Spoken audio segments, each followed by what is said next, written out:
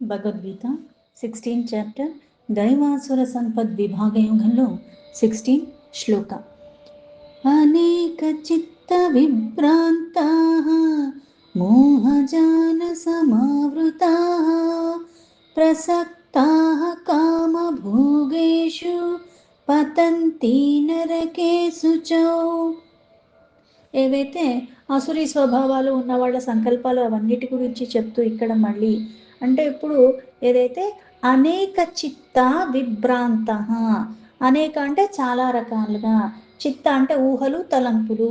మనకు ఒక కోరిక ఉంటేనే, ఒకదాని మీద ధ్యాస ఉంటేనే, ఆ ఆలోచన అన్నది ఎక్కువగా ఉంటే కూడా మళ్ళీ మనకి తలములకలుగా ఉంటూ ఉంటాం. అలాంటిది ఎన్నో రకాల ఒక ఆలోచన ప్రవాహం అన్నది మన మదిలో నడుస్తూ ఉన్నప్పుడు ఏమవుతుంది, అన్ని తలంపులతో ఉన్నప్పుడు ఏమవుతుందంటే మనకి కన్ఫ్యూజన్ ఎక్కువైపోతూ ఉంటుంది. ఒకదాని మీద ఏకాగ్రతగా ఉన్నప్పటికి కూడా ఒకదాని గురించి ఆలోచన ఎక్కువగా చేసినా సరే అది మనం తలకాయ నొప్పులు తెచ్చుకునేలాగా ఉంటాం. ఎందుకంటే ఆ మనస్సు అన్నది స్థిరంగా ఉండదు. ఈ ఆలోచన యొక్క పరంపర కారణంగా అలాంటిది ఈ అసురి స్వభావం ఉన్న వాళ్ళకి ఎన్నో రకాల ఊహలు తలంపులు ఎప్పుడూ ఉంటూనే ఉంటాయి. అందుకే విభ్రాంత అంటే వీళ్ళు త్రోవ తప్పుతారు. అంటే ఈ అసురి స్వభావం ఉండటం అన్నది ఏంటంటే మనం ధర్మానికి దూరంగా ఉంటున్నాం, అలాగే అంతర్బాహ్య శౌచం అన్నది లేదు. ఇలా లేకుండా మళ్ళీ సత్కర్మలు కూడా చేసే లక్షణాలు వీళ్ళల్లో ఉండవు. వీళ్ళు కావాలనుకున్నది దక్కించుకోవటానికి అధర్మ మార్గాల్లో కూడా చాలా సునాయాసంగా వీళ్ళన్నా దాన్ని చేజిక్కించుకుంటూ ఉంటారు. పైగా అధర్మాన్ని ఆశ్రయించి ఉండగా దుర్గుణాలు ఎక్కువగా ఉన్న కారణంగా, పైగా తన ఒక్క హితాన్నే ఎక్కువగా ప్రాధాన్యత ఇస్తూ ఏదన్నా చేయటానికి సిద్ధపడే లక్షణాలు ఉన్నవాళ్ళు. అందుకుని ఎప్పుడూ కూడా ఎన్నో రకాల తలంపులతో ఎప్పుడూ తలములకలుగా ఉంటూనే ఉంటారు. ఆ త్రోవ అన్నది అంటే సత్ మార్గానికి సత్కర్మలకి అన్నిటికీ దూరంగా ఉంటూ ఎప్పుడూ కూడా త్రోవ తప్పి ఉంటారు. మోహజాల సమావృత, మోహాలకి అంటే భ్రమలకి లోబడుతూ ఉంటారు. ఇప్పుడు ఉన్నది ఉన్నట్టుగా అర్థం చేసుకుని దాని తర్వాత దీని పరిణామం ఏమవుతుందో ఏంటో, ఇది చెయ్యొచ్చా, ఇది చెయ్యకూడదా, ఇది ధర్మమా, అది అధర్మ, ఇన్ని ఆలోచన చేసుకుని చేస్తే ఒక రకంగా దాని ప్రతిఫలం ఉంటుంది. ఇవేవీ లేకుండా నేను, నాకు, స్వార్థం, పైగా నా దానికోసం ఎవరినన్నా హింసించన్నా బాధించన్నా, నేను ఏదన్నా సరే నాకు నచ్చినట్టే జరిగేలాగా చేస్తాను, ఇట్లాంటి ఆలోచనలు ఇట్లాంటి స్వభావాలు లక్షణాలు ఉన్న వాళ్ళకి ఈ మోహాలక్క భ్రమలో ఎక్కువ ఉంటారు. ఊహాలోకంలో ఒక మాట అంటే పదార్థాలు అసలు దానిలో అర్థం ఏమి ఉండదు అన్నవాళ్ళకి.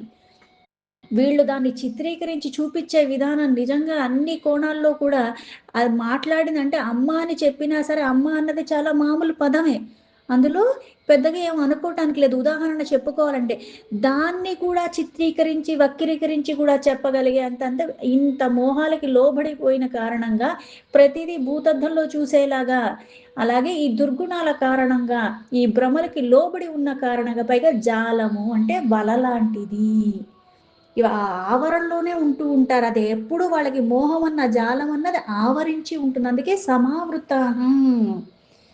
పైగా ఇది ఇన్ని రకాల ఆలోచనలు ఉన్న కారణంగా ఇది మళ్ళీ ఇప్పుడు ఆవరిస్తుంది, అప్పుడు ఆవరించట్లేదని కాకుండా ఎప్పుడు దానితోనే ఉంటూ ఉంటాను. అందుకే సమావృత, దా మోహ జాలంలోనే ఉంటారు. అందులోంచి బయటపడటానికి ప్రయత్నము చెయ్యరు. పైగా ఈ ఆలోచన ఒక పరంపర అన్నది కొనసాగుతూనే ఉంటుంది కాబట్టి ఎప్పుడు ఆ జాలంలోనే ఉంటాను. ప్రసక్తాహ, ప్రసక్తాహ అంటే వ్యసనాలకి బానిసై. పైగా ఈ వ్యసనాలు అన్నవి ఏంటి అంటే దుర్వ్యసనాలు. అంటే ఇవి నీకు హాని చేస్తూ ఉంటాయి. నేను నా స్వభావం కొద్దీ ఇతరులకు హాని చేస్తూ ఉంటాను. అలాగే ఈ భ్రమలకి లోబడిపోయిన కారణంగా, ఈ పనికిరాని ఊహల ఆలోచనలు ఎప్పుడూ నాలో ఉంటున్న కారణంగా, ఈ మాయామోహ జాలాలకి లోబడిపోయిన కారణంగా వీళ్ళు మళ్ళీ ఈ వ్యసనాలకి బానిసైపోతారు. ఈ వ్యసనం అన్నది ఎటువంటి వారికైనా సరే అది క్రమేణా ఎప్పుడూ దాన్నే చేస్తూ ఉంటే అది చెయ్యకుండా నేను ఉండలేను అన్న స్థితికి వెళ్ళిపోతుంది. కానీ కొద్దో గొప్పో ఎవరైనా సరే ఇది నాకు హాని చేస్తుంది కాబట్టి దీని నుంచి బయటపడాలని ఎవరైతే ప్రయత్నం చేస్తారో, ప్రయత్నం చేసినంత మాత్రాన దాన్ని విడిచిపెట్టేస్తామని కాదు.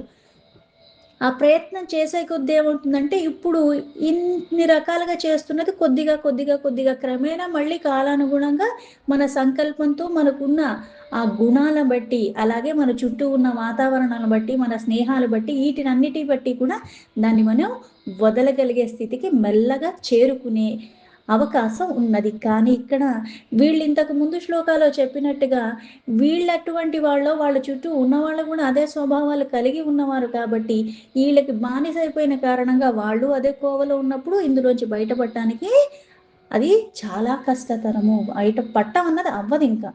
అందుకే ఈ వ్యసనాలకి బానిసైపోవటమే కాకుండా కామభోగేషు, కామ అంటే కోరిక. అలాగే భోగాలు. అంటే ఇప్పుడు నీకు తృప్తన్నది ఉన్నప్పుడు ఇంత చేస్తే సరిపోతుంది. ఇది కావాలి. ఇంతైతే సరిపోతుంది. తృప్తి ఉన్న వాళ్ళకి అది సరిపోతుంది. కానీ ఇలా వ్యసనాలకి బానిసైపోయి మోహజాల వృత్తంలో ఉన్న కారణంగా ఏమవుతుందంటే కోరికన్నది దీంతో అని కాదు, ఒక్కటి అని కాదు, ఎన్నో రకాల కోరికలుంటాయి. ఈ భోగాలన్నది ఎప్పుడు వాళ్ళకింకా తృప్తి ఉండదు. ఇంకా కావాలి, ఇంకా కావాలి. వాటి కోసమే ఆరాట, వాటి కోసమే ప్రయాస అన్నట్టుగా ఉంటారు. పతంతి నరకే శుచం. పతంతి అంటే ఇట్లా ఏవైతే ఉంటాయో అది ఏం చేస్తుంది మొత్తానికి నీకు పతనానికి దారి తీస్తూ ఉంటుంది. ఇప్పుడు ఒకటి నువ్వు వృద్ధి వైపుగా వెళ్ళేటప్పుడు అది నీకు సిద్ధి వైపుగా తీసుకెళ్ళిపోతుంది. అలాగే ఇది ఏదైతే ఈ వ్యసనాలకి బానిసైపోవటం పైగా కోరికలకి, ఇంద్రియాల సుఖాలకని, ఇంకొకటని, ఇంకోటని అధర్మపరంగా నువ్వు ఎప్పుడు ఎక్కువగా ఇవన్నీ ఆలోచనలతో అటువంటి క్రతువులతో ఇట్లానే ఉన్నప్పుడు ఏమవుతుంది అంటే పతనానికి దారి తీస్తుంది. అధోగతి పాలైపోతావు. నిన్ను నువ్వే నాశనం చేసుకోవటమే కాకుండా చుట్టుపక్కన ఉన్న వాళ్ళకు కూడా అందులోంచి బయటపడటానికి అవకాశం లేనట్టుగా వాళ్ళు చేసే అగాధంలో గెంటేసుకుని వెళ్ళిపోతూ ఉంటారు. అందుకే వీళ్ళకి పతనము, అలాగే నరకగతి. అంటే వీళ్ళు ఎప్పటికీ కూడా శుచి అవ్వలేరు, శుద్ధి చెందలేరు. శుద్ధి అన్నది ఎలా అయితే శబ్ద మాత్రం చేత కూడా అవుతుంది. అంటే వినవలసింది వినగలిగేలాగా నువ్వు ఎప్పుడైతే సిద్ధపడుతున్నావో క్రమేణా పోతాయి.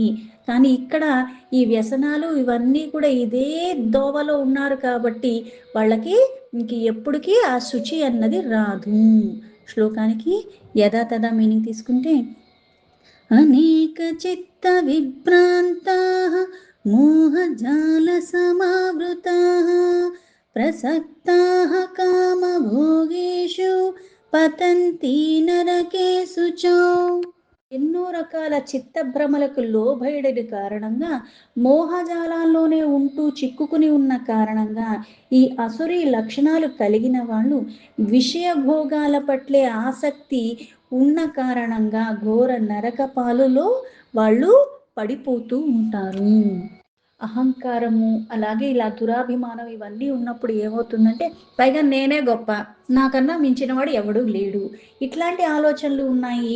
పైగా ప్రవృత్తి, నివృత్తి, ధర్మ, అధర్మ, అంతర్బాహ్య ఇంకా ఏవి ఆలోచన లేకుండా నేను, నాది, ఎవరికైనా ఏదన్నా చేసైనా సరే నేను సుఖంగా ఉండాలి, నాకు ఇది కావాలి, ఇది దక్కించుకోవాలన్న తలంపులతో ఉన్న కారణంగా ఆ మనస్సు ఎప్పుడు ఇటువంటి అనేక రకములైన కోరికలు, అలాగే ఆలోచనల యొక్క పరంపరలో ఉన్న కారణంగా వాళ్ళు ఈ భ్రమంలోనే నిరంతరం ఉంటూ ఉంటారు. అందుకే పరంపరగా వాటికే బానిసైపోతూ ఉంటారు కానీ దానిలో నుంచి బయటపడటానికి ప్రయత్నం కూడా, ఆ ఆలోచన కూడా వాళ్ళకి రాదు. ఎందుకంటే మనసు పూర్తిగా ఆధీనంలో ఉండదు. ఏదైపోయినప్పటికీ కూడా పదే పదే ఇట్లాంటి తలంపులు ఎన్నో రావటం కారణంగా ఆ మనస్సు అన్నది ఎప్పుడూ చంచలత్వంతోనే ఉంటుంది. ఈ చంచలత్వం ఎక్కువైపోయిన కారణంగా మనస్సు అపవిత్రం చేసేసుకున్నారు. అలాగే ఈ జ్ఞానేంద్రియాలు, కర్మేంద్రియాలు అన్నది విచక్షణ రహితంగా ఉండటం కారణంగా అస్తమాను అంటే ప్రతిదీ ఇప్పుడు నాకు అనుకూలంగా లేదు కాబట్టి ఇది తప్పు, నాకు అనుకూలంగా వాళ్ళు చెయ్యట్లేదు కాబట్టి వాళ్ళు తప్పు చేస్తున్నారు, ఇదే దోవలో వాళ్ళ ఆలోచనలు ఉంటూ ఉంటాయి. అంటే ప్రతిదాన్ని ఒక కంప్లైంట్ లాగే చూస్తూ ఉంటారు తప్పితే మంచిని గ్రహించటం కానీ, లేకపోతే ఇంకా ఏమన్నా చెయ్యొచ్చా అని కాస్త స్థిమితంగా ఆలోచించుకుని వ్యవహరించటాలు కానీ అటువంటి వాళ్ళకి ఉండవు. ఇది మనుష్యుల పట్ల కాదు, పరిస్థితులు కానీ దేనికైనా సరే వాళ్ళు అలానే వ్యవహరిస్తుంటారు. అందుకే వాళ్ళకి తొందరగా కోపం వచ్చేస్తూ ఉంటుంది. ఎవరో ఒకళ్ళని కారణం చేసి నీ వల్లే ఇది చెడిపోయింది, నీ వల్లే ఇదంతా అయిపోయింది అన్నట్టుగా కూడా వాళ్ళు మాట్లాడుతూ ఉంటారు. నాకిక్కడికి రావటం ఇష్టం లేదు. నువ్వు రమ్మన్నావని వచ్చాను. నువ్వు చేయమన్నావని చేశాను. చూసావా నేను చెప్తే నువ్వు వినలేదు. ఇలాగే అయిపోయింది అన్నట్టుగానే వాళ్ళు మాట్లాడుతూ ఉంటారు. అంటే అసంతృప్తి ఇవెప్పుడు ఉంటూనే ఉంటాయి. గుడ్డిగా అంటే ఇప్పుడు నాకు నచ్చింది కాబట్టి నేనిది చెయ్యాలి. నాకు నచ్చలేదు కాబట్టి ఇది నాకు అక్కర్లేదు అన్నట్టుగానే ఉంటారు. సాధారణంగా ఉదాహరణ తీసుకోవాలంటే ఇలా ఎందుకు అంటే అసురి స్వభావం ఉన్నప్పుడు ఏమవుతుందంటే ఆ మనస్సుకి చంచలత్వం ఎక్కువైపోతుంది. ఎలా అయితే మనకి చిన్న పిల్లల్ని చూస్తూ ఉంటాం. కాసేపు ఇది పట్టుకుంటాడు, కాసేపు అది పట్టుకుంటాడు. ఒక చితుకాయితాన్ని ఇచ్చినా సరే అంతగే ఆడేసుకుంటూ ఉంటాడు. అలాగే ఇంకొకటి మెరుపులతో ఉన్నదాన్ని ఇచ్చినా సరే ఆడేసుకుంటాడు. మరి ఇది ఆడుతున్నాడు కదా అని ఎప్పటికి రోజు అదే ఇస్తే ఆడతాడా అంటే లేదు. ఈరోజు ఇది నచ్చింది కదా అని రేపు కూడా అది ఇస్తే ఆడతాడా? పోనీ ఈరోజు ఇది పెట్టానని రేపు కూడా అది పెడితే తింటాడా అంటే లేదు. ఈరోజు వరకే. రేపు ఇంకో మళ్ళీ కొత్తది కావాలి. మళ్ళీ ఇంకోటేదో కావాలి. ఎందుకు కావాలి ఏంటి అన్నది వాడికి తెలీదు. కానీ ఏదో కొత్తది కావాలి. అలాగే ఈ అసురి స్వభావాలు ఉన్నప్పుడు కూడా ఇదే కావాలి, అదే కావాలి అని కాకుండా ఈ చంచలత్వ కారణంగా ఎన్నో రకాల ఆలోచనలు ఇవన్నీ ఉండటం కారణంగా కోరికలకి ఇంకా పగ్గాలు లేనట్టుగా అంటే అన్నీ కావాలి. ఎందుకు కావాలి? ఇది నాకు అవసరం. ఇట్లాంటి ఆలోచనలు ఉండవు. అందుకే ఎన్నో రకాల చిత్త భ్రాంతులకి వాళ్ళు లోనవుతూ ఉంటారు. ఎందుకంటే మనసు ఒక దాని మీద నిలకడగా ఉండదు. ఈ ఊగిసలాటలోనే వాళ్ళ జీవితం అంతా కూడా కొనసాగిపోతూ ఉంటుంది.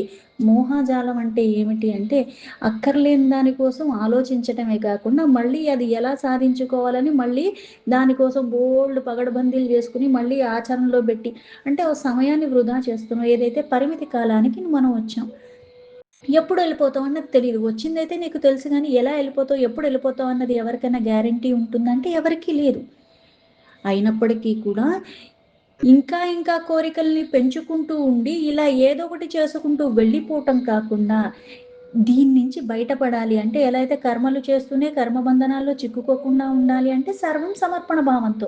కానీ ఇక్కడ ఆ సర్వానికి మూలం నేనే, నాకు కావాల్సిందే జరగాలి, ఇట్లా మళ్ళీ అన్నీ తీవ్రంగా ఉండటం కారణంగా దుఃఖాల ప్రాయంగానే జీవితాన్ని చేసుకుంటారు.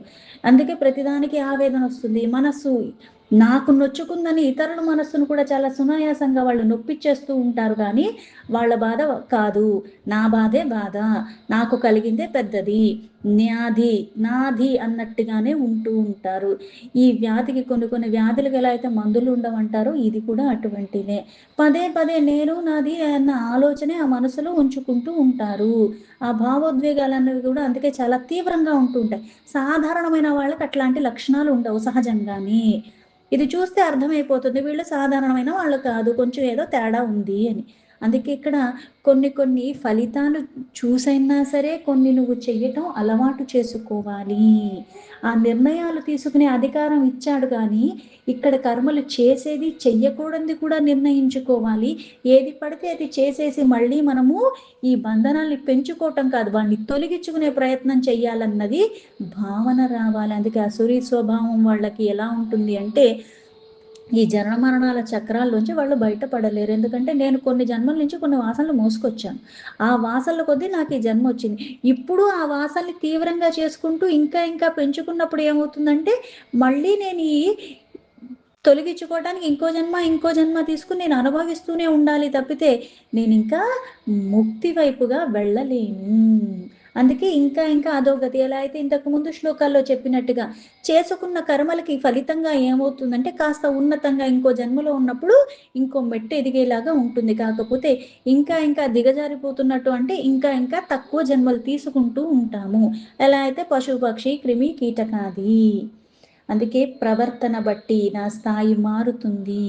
ఎలా అయితే గుణాతీతం ఉన్న పరమాత్మని నేను త్రికరణ శుద్ధిగా పట్టుకుని అప్పుడు మళ్ళీ ఆ సమర్పణ భావంతో క్రతువులు చేస్తూ ఉన్నప్పుడు ఎలా అయితే నేను కర్మబంధనాల్లో చిక్కుకోకుండా ఉంటానో అలాగే ఆ నామాన్ని గాని, ఆ సాన్నిధ్యాన్ని గాని, ఆ మనస్సులో ఆ తలంపు గాని విడవకుండా పట్టుకున్న కారణంగా క్రమేణా నాలో ఉన్న ఏ దుర్లక్షణాలైనా కావచ్చు, అవలక్షణాలైనా కావచ్చు అవన్నీ తొలగించుకుంటాను. తొలగించుకోవాలన్న సంకల్పం పక్కన వాడికి మారు మారు అని చుట్టూ వాళ్ళు ఎంత చెప్పినా సరే మారాలని తనకి స్వతహాగా వచ్చినప్పుడు ఆ మార్పు చాలా తీవ్రంగా ఉంటుంది.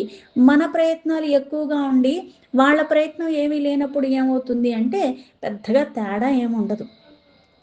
అందుకే ఇది తెలుసుకోవాలి. అలాగే అసురి ప్రవృత్తి కలిగిన వాళ్ళకి విషయ భోగాలు బాగా ఎక్కువగా ఉంటాయి. పైగా అసలు భోగాలు అనుభవించకపోతే ఈ జీవితం ఎందుకు? ఇప్పుడు కాకపోతే ఎప్పుడు అనుభవిస్తారన్నట్టుగా అదే ఏకైక లక్ష్యంగా వాళ్ళు భావిస్తూ జీవిస్తూ ఉంటారు. అందుకే వాటి మీద విశేషంగా ఇంకా ఇంకా ఆసక్తి ఎక్కువగా పెంచుకుంటూ ఉంటారు. ఇది తినకపోతే ఎలాగా? ఇది చేయకపోతే ఎలాగా? నీ జీవితం ఎందుకు అన్నట్టుగా పక్కనోళ్ళు అన్నిటికి దూరంగా ఉంటే వాళ్ళదేదో పెద్ద తప్పు చేసేస్తున్నారన్నట్టుగా కూడా వీళ్ళు మాట్లాడుతూ ఉంటారు. అందుకే విషయాలు, ఆసక్తి అన్నది వీళ్ళకి చాలా తీవ్రంగా ఉంటుంది. నరకపాలు, నరకపాలు అంటే ఏది చేసినా సరే సరి చేసుకోగలగటము, లేకపోతే దాన్ని పాడు చేసుకోవటం అన్నది మనమే చేస్తున్నాం. అన్నీ పూర్ణంగానే ఇచ్చాడు పరమాత్మ. అందరికీ అన్నీ ఇచ్చాడు. కాకపోతే ఎలా అయితే జ్ఞానేంద్రియాలు గాని, కర్మేంద్రియాలు గాని ఒక ఋషికి గాని, సాధారణమైన మనిషికి గాని అందరికీ ఒకటే ఇచ్చాడు. కాకపోతే మన కర్మ వాసనల కొద్దీ కొన్ని మనం పట్టుకుంటున్నాం, కొన్ని మనం విడిచిపెట్టేస్తున్నాము. కొన్ని తొలగించుకునే ప్రయత్నం కూడా చెయ్యకుండానే జీవితాన్ని వృధా చేసుకుంటున్నాము. అసురీ స్వభావాలు కలిగిన వాళ్ళు ఇంకా ఇంకా దుర్గతి పాలు అందుకవుతారని వర్ణించటము. అంటే కొన్ని లక్షణాలు ఎలా ఉంటాయంటే కోరిక ఉండటం పర్వాలేదు. అలా అయితే మళ్ళీ ఇంతకు ముందు చెప్పినట్టుగా సకామ ఉండాలి. సకామ నుంచి మళ్ళీ నువ్వు నిష్కామకి వెళ్ళాలి. సకామ అన్నది ఏంటంటే ధర్మపరంగా ఎలా అయితే ఒక భార్య, ఇది నా ఇల్లు, ఇది నా బాధ్యత. నేను కష్టపడి నాకొచ్చిన దాంట్లో నేను ఇది ఖర్చు పెట్టుకుంటున్నాను, అక్కడికి వెళుతున్నాను, ఇలా చేస్తున్నాను, ఇవి కొనుక్కుంటున్నాను, వాళ్ళకి ఇవి కొనిపెడుతున్నాను. ఇది మళ్ళీ సకామ. పైగా దీనికోసం కొన్ని క్రతువులు చేసిన పరమాత్మని నేను ఒకటి కోరిక వ్యక్తపరుస్తూ దానికోసమైనా కొన్ని నేను చేస్తున్నా సరే ఇదంతా మళ్ళీ సకామ. అంటే ధర్మాన్ని విడిచిపెట్టకుండా ఆ ధర్మ పరిధిలో ఉంటూ కూడా నీకున్న కోరికలు ఇవన్నీ నువ్వు తీర్చుకోవచ్చు. కానీ క్రమేణా ఎప్పటికప్పుడు ఏదైతే కిరాణా చిట్టాలాగా ఈ నెల ఇదయింది, వచ్చే నెల ఇదయింది అన్నట్టుగా ఎప్పుడు చిట్టా తీసుకుని పరమాత్మ దగ్గర కూర్చోవటం కాదు. క్రమేణా క్రమేణా కొన్ని క్రతువులు చేస్తూ ఉండగా అందుకే త్రికరణ శుద్ధిగా ఏదైతే చేస్తున్నావో దాని మీద నీ ధ్యాస ఉన్న కారణంగా క్రమేణా ఏమవుతుంది అంటే దానిలో మమేకమైపోయిన కారణంగా మెల్లమెల్లగా సకామ నుంచి నిష్కామక వెళతావు. కోరికే లేకుండా పరమాత్మయే కోరికే, పరమాత్మయే రమిస్తూ ఈ క్రతువులు చేస్తుంది పరమాత్మ, చేపిస్తుంది పరమాత్మ, తీసుకుంటుంది పరమాత్మ, పైగా అన్నీ పరమాత్మ అన్న భావనలో ఉంటాము. అందుకే అప్పుడు ఆ స్థితిలో కోరికే పరమాత్మ అయినప్పుడు నేను అడిగితే ఇచ్చి, నేను అడగకుండా ఇవ్వకుండా ఏమీ లేదు, నేను అడగకుండానే బోళ్ళు నాకు ఇచ్చి ఉన్నాడు, ప్రతిదానికి కూడా నేను చాలా తృప్తి చెంది ఉన్నానన్న భావనలో ఉండటము. అలా కాకుండా ఇలా స్పృహ లేకుండా ఇష్టం వచ్చినట్టుగా కామ భోగాల మీదే దానికోసమే అనుకుంటూ ఎన్నో రకాల పాప కర్మలు ఆచరిస్తూ అసురి స్వభావం పెంచుకుంటే దాని ఫలితంగా మనకి మిగిలేది ఏమిటి అంటే ఈ భరించరాని కుంభీపాక రౌరవాది నరకగతి మనకి కలుగుతుంది. అంటే మరణానంతరం నరకగతే కాకుండా మళ్ళీ జన్మంటూ ఉంటే అది కూడా కాస్త నీచ జన్మలు అంటారు. అధోగతి పాలైన ఈ తక్కువ అంటే ఏదైతే జ్ఞానాన్ని ఆధారం చేసుకుని మళ్ళీ నువ్వు ముక్తి పొందటానికి అర్హత కలిగిన మానవ జన్మ లభించటం అనేది కూడా దుర్లభము. అంటే అసురీ సంపదలు ఉన్నవి తొలగించుకోవాలి. ఎలా అయితే ఇంతకు ముందు చెప్పినట్టుగా నేను యజ్ఞయాగాదులు చేసేస్తాను, దాన ధర్మాలు చేసేస్తాను, ఇవన్నీ అసలు నా దగ్గర అన్నీ ఉన్నాయి కాబట్టి అంటే ఒక స్వరూపం దేనికైతే కొన్ని నువ్వు ఖర్చు పెడతానికి కొన్ని నీకు అందుబాటులో ఇచ్చాడో ఇచ్చింది మూలాన్ని మర్చిపోకుండా ఉండాలి. కానీ అసురీ సంపద ఎలా ఉంటుంది, ఆ లక్షణాలు ఎలా ఉంటాయి అంటే మూలం నేనే, పైగా నేను అనుకుంటే ఇది వచ్చేస్తుంది, నేను అనుకుంటే ఇచ్చేసేస్తాను, నాకు మించింది ఏమీ లేదు అన్న అహంకారం ఉంటుంది. దురహంకారము, దురాభిమానము. దీంతో భగవద్గీత 16th చాప్టర్ దైవాసుర సంపద్ విభాగ యోగంలో 16th శ్లోక సంపూర్ణం.